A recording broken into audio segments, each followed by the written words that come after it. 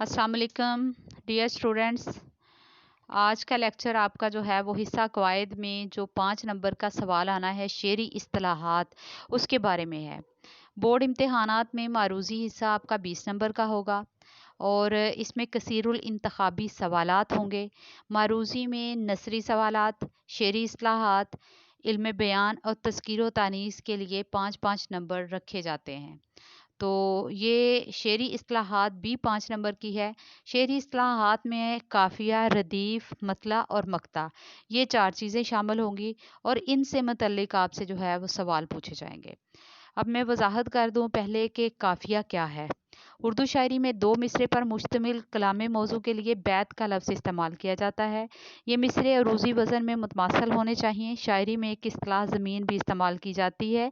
ज़मीन के 2 अंसर हैं, एक वज़न और दूसरा काफ़िया। काफिया से मुराद शेर के आखिर में आने वाले हम वज़न और हम आवाज़ अल्फाज हैं। ये चीज़ आप ख़ास तौर पे ज़हन नशीन कर लें। शेर के आखिर में आने वाले हम वज़न और हम आवाज़ अल्फाज काफिया कहलाते हैं। काफिया का लुग़वी मानी पीछे चलने वाला, पे दर पे आने वाला है।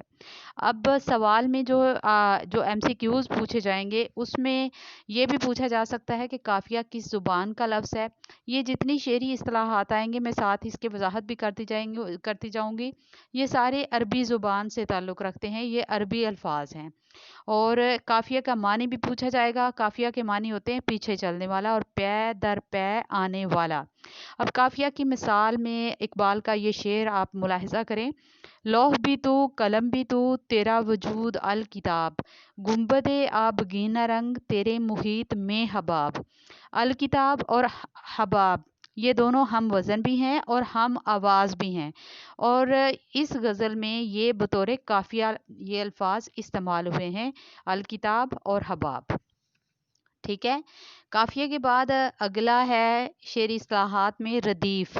रदीफ़ अरबी ज़ुबान का लफ्ज़ है। इसके मानी सवारी पर सवार के पीछे बैठने वाला है। शेरी इस्लाम में रदीफ़ से मुराद वो लफ्ज़ या अल्फाज का मजमुआ है जो काफिये के बाद मुकर्रर आएँ और बिल्कुल यकसा हों। शायर बाज़ गज़लों में रदीफ़ इस्तेमाल नहीं करते। ऐसी गज़लें गैर मुरदिफ़ गज़लें कहलाती हैं। रदीफ़ की शेरी मिसालें इस तरह से हैं। फैज़ अहमद फैज़ का एक शेर है, और भी दुख हैं ज़माने में मोहब्बत के सिवा, राहतें और भी हैं वस्ल की राहत के सिवा। इसमें जो है वो के सिवा लफ्ज़ जो है ये बतौर रदीफ़ इस्तेमाल हुआ है। एक और मिसाल में देती हूँ। गज़ल उसने छेड़ी मुझे साज देना, ज़रा उम्र रफ्ता को आवाज़ देना। इसमें जो देना लफ्ज़ है वो बतौर रदीफ़ आया है। अगला है मतला। अरबी ज़ुबान का ये भी लफ्ज़ है और लुग़वी मानी यानी लुगत में इसके मानी तलू होने की जगह है।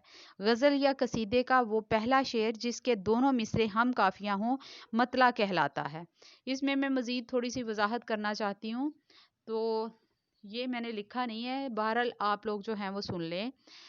अगर सिर्फ पहले शेर के दोनों मिसरे हम काफ़िया हों तो वो मतला भी होगा और हुस्ने मतला भी। ठीक है।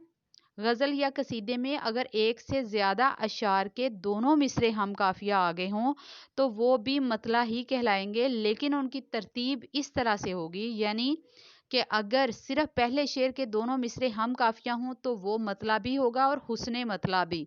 और अगर पहले के अलावा दूसरे शेर के दोनों मिसरे भी हम काफ़िया हों तो इसे मतला सानी कहते हैं। हुस्ने मतला भी वही कहलाएगा, जबकि ऐसी सूरत में पहला शेर सिर्फ मतला कहा जाएगा और उसे हुस्ने मतला नहीं कहेंगे।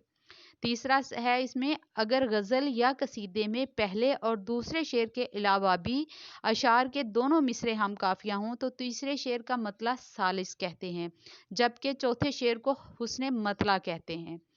और चौथा पॉइंट है इसमें कि अगर किसी गज़ल में पहला और दूसरा शेर ही मतला हो तो पहला शेर मतला और दूसरा शेर मतला सानी, हुस्ने मतला और ज़ेब मतला कहलाते हैं। पांचवा पॉइंट है कि अगर गज़ल या कसीदे में एक से ज़्यादा अशार मतला हो तो हुस्ने मतला पहले मतले के बाद ही का कोई शेर होगा। ये सिर्फ आप लोगों के नॉलेज में इजाफे के लिए मैंने बताया है। बहरहाल इतना आपके लिए याद करना जो है वो ज़रूरी है कि लुगत में मतला के मानी तलू होने की जगह है, और गज़ल या कसीदे का वो पहला शेर जिसके दोनों मिसरे हम काफ़िया हों मतला कहलाता है। इतनी भी तारीफ़ अगर आप कर लें अच्छी तरह से तो वो भी ठीक है। मीर की गज़ल का मतला है जो आपके सिलेबस में शामिल है, जिस सर को गुरूर आज है या ताजवरी का, कल इस पे यही शोर है फिर नोहागरी का।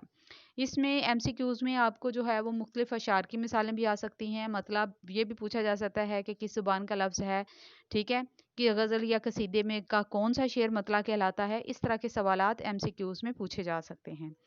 मक्ता मक्ता भी अरबी ज़ुबान का लफ्ज़ है जिसके लुग़वी मानी कता करने के हैं। इस्तिलाह में मक्ता से मुराद गज़ल या कसीदे का वो आखिरी शेर है जिसमें शायर अपना तखल्लुस इस्तेमाल करता है।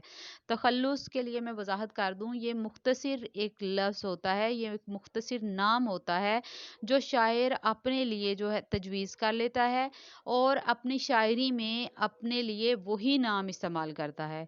अब जिस गज़ल या कसीदे के आखिरी शेर में शायर अपना तखल्लुस इस्तेमाल करेगा वो मक्ता कहलाएगा, लेकिन अगर गज़ल या कसीदे के आखिरी शेर में शायर अपना तखल्लुस इस्तेमाल नहीं कर रहा तो वो आखिरी शेर तो कहलाएगा, मक्ता नहीं।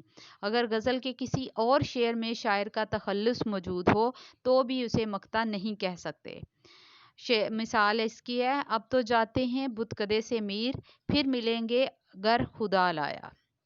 ये आप अपने सिलेबस की गज़लों में से भी जो है वो इसकी मिसालें दे सकती हैं।